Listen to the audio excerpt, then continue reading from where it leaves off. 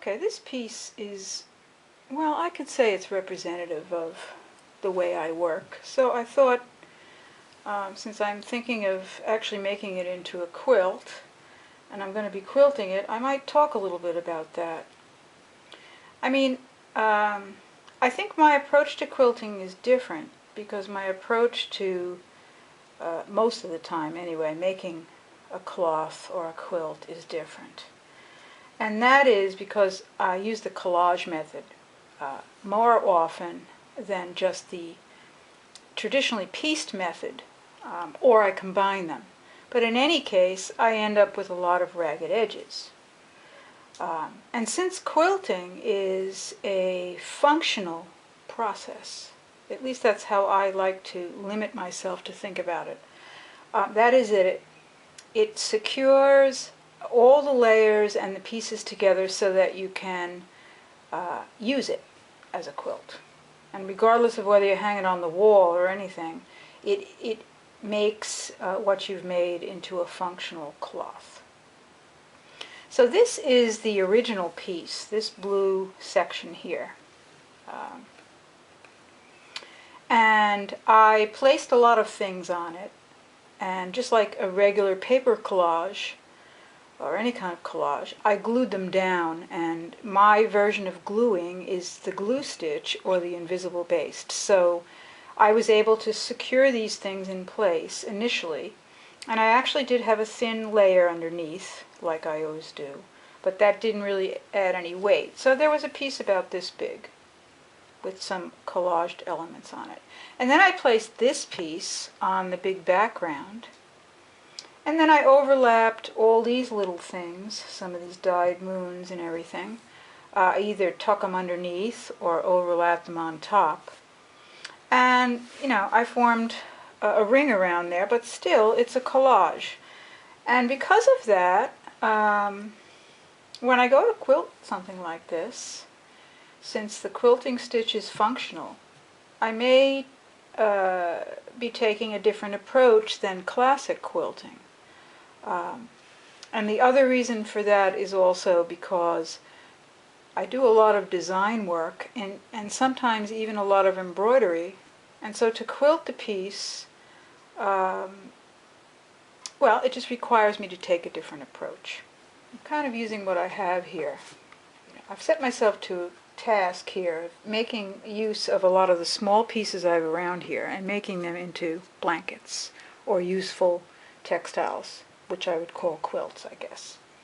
And you can see I've started to quilt a little bit here. This is a piece of fabric that I had that was big enough. I mean, if I don't have big enough pieces to make this happen, then I'm going to be stitching smaller pieces together to make them big enough to use. And I don't use batting. That's important. It's important to the way I stitch, actually. You can see here I've started to quilt, meaning that I am stitching all the way through to the back, or the other side, whatever you want to call it, and I am securing everything together and sort of making it into one cloth, which is the goal. And in this particular case, I am using what is commonly called, or described these days as a Kantha stitch. But a Kantha stitch is not a stitch, really. A Kantha stitch is simply a running stitch that secures layers of cloth together without batting. And the reason for that is that, how would I say this? Okay, the ridges of this stitch are much more obvious than a regular quilting stitch, and the reason for that is this little valley here is caused when the layers, front and back, touch. And if you have batting, that's very hard to do because there's this big lofty thing in between, and that causes less ridge. So, one of the characteristics of Kantha is really a lot of the, it comes from a lot of the more primitive textiles that don't have batting in them. So if you want to get a real nice ridge in your stitch, that's the first place that you should start. Eliminate the batting. I've also chosen to quilt in two different directions, and the reason for that is I'm trying to accentuate this ridge. I mean, the other thing is you should be stitching not under tension, in other words, not using a hoop, because that allows you to pull in a little bit more. And then the reason for me changing the direction of the stitch, I've stitched this block this way, and this block this way, and this block this way. I kind of oppose the directions because, number one, I like the effect of the weave illusion that gives. I did a lot of it when I did cloth to cloth. But the other reason is the ridge itself is more prominent and more obvious because it's a shadow.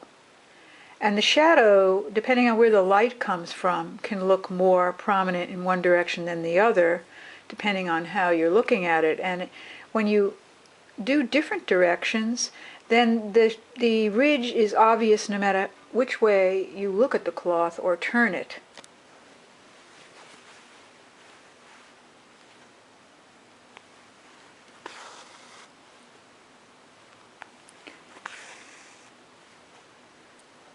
So really I'm just holding this in my lap, and I take one stitch at a time. I don't try to pile up all the stitches on the needle. I don't try to make them even. If anything, I try to be as free with the stitch as I can in terms of size. You can actually control the ripple if you want by noticing where the stitch is.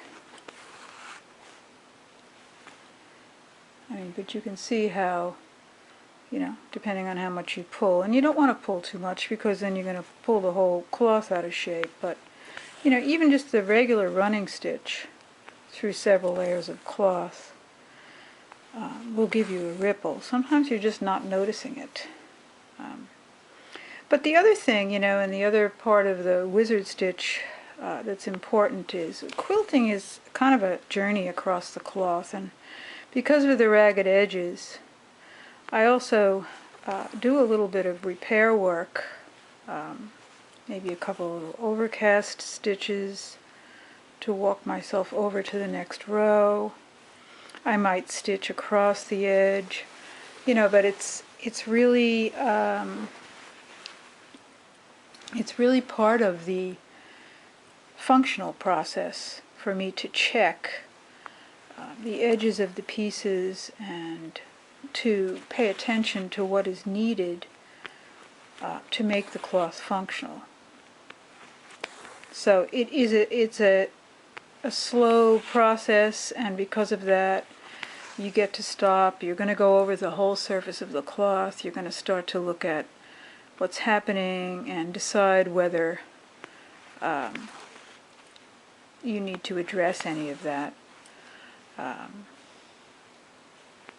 So your stitch can change from a regular running stitch into an invisible stitch where you want to avoid certain things, into a little back stitch on the edges of things to secure them, or perhaps a little overcast, which is really just a slanted back stitch anyway. Or it might simply slide through the cloth and disappear and come up somewhere else. So that's really why I named it that. I think it's just sort of a do what's needed stitch. And to end this off, if you have a ragged edge to slide a knot under, that's fine, but I usually just take a little back stitch, come out somewhere else. And if I really feel the cloth is slippery or it might come out, I do that again before cutting the thread. And that's simple enough.